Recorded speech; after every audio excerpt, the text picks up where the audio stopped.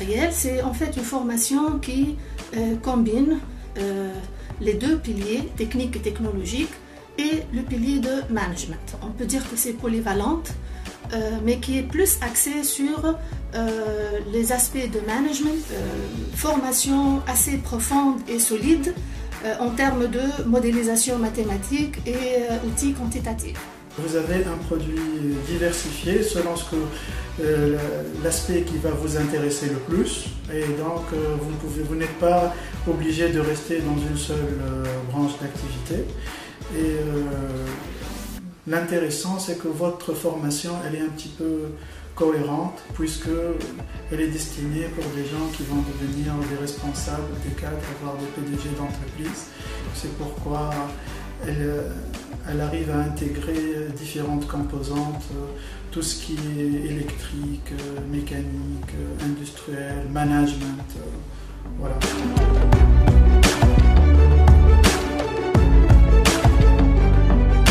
On a ajouté une certaine composante dans le cursus, à savoir des modules relatifs à la finance bancaire, qui sont enseignés d'une façon globale en deuxième année, tout ce qui est finance générale, fondement de la finance. Et il y a une option qui est ce qu'on appelle mathématiques financières, que prochainement elle va s'appeler finance bancaire. Et permet à nos ingénieurs, ceux qui veulent travailler dans le montage financier, l'analyse de risque, l'ingénierie financière, ou bien des débouchés en Tunisie, ou bien de continuer leurs études en France principalement, où ils peuvent accéder à des grands groupes, et c'est déjà le cas. Nos élèves sont capables de faire une analyse c'est-à-dire les études de faisabilité de projets, et donc ils peuvent intégrer le côté industriel, le côté technique et aussi le côté financier à partir de l'analyse de coûts, le meilleur montage, et voilà.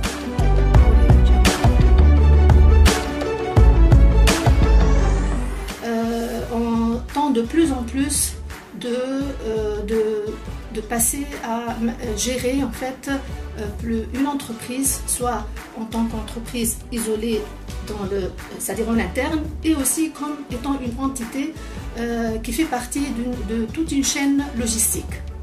Lorsqu'on dit industriel, de plus en plus ça englobe aussi le secteur du service. Donc, tout ce qui est management et optimisation, il ne concerne pas seulement les secteurs industriels, mais aussi ça concerne en grande partie les secteurs de services tels que les banques, les systèmes d'assurance, les hôpitaux, etc., etc. C'est une spécialité qui a beaucoup de débouchés, puisqu'elle touche aux différentes branches d'activité en Tunisie. Elle touche aussi même les services, puisque depuis déjà une dizaine d'années, on a un nombre important d'élèves qui sont recrutés dans les banques tunisiennes. Donc un ingénieur génie industriel aura une composante forte de management et pas mal d'autres dans les secteurs, disons, où les aspects techniques de tout ce qui est mécanique, électronique, compréhension du système industriel de manière générale, comment il fonctionne, etc. Sur le marché d'emploi, il peut pratiquement intégrer n'importe quel système, disons n'importe quelle entreprise, soit industrielle ou de service aussi. On voit que les ingénieurs génie industriels se trouvent un peu partout. Donc dans le secteur industriel qui inclut le mécanique, l'électronique, l'automobile, etc., etc., l'agroalimentaire. Vu qu'on connaît mieux maintenant quelles sont les compétences d'ingénieur et génie industriel, qu'est-ce qu'il peut apporter pour l'entreprise. Donc du coup, les entreprises demandent encore le profil génie industriel.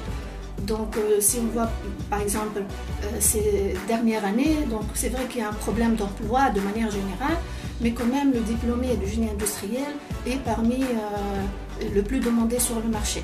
Donc je vous encourage vivement à considérer sérieusement la formation en génie industriel. Et certainement vous n'allez pas le regretter. Donc je vous souhaite la bienvenue en génie industriel. J'ai choisi la filière génie industriel parce que C'est un métier de talent, polyvalente, porte beaucoup sur moi. en pleine expansion. elle m'assure un avenir radieux. فينالمون مرحبا بكم في الجي ان شاء الله تجيو بحذانا ونفرحوا بكم ان شاء الله مع بعضنا نزيدوا نطوروا الفيليير ونوصلوا بها من خير وكل واحد يحقق طموحاته. اختار جيني اندستريال وما كانش باش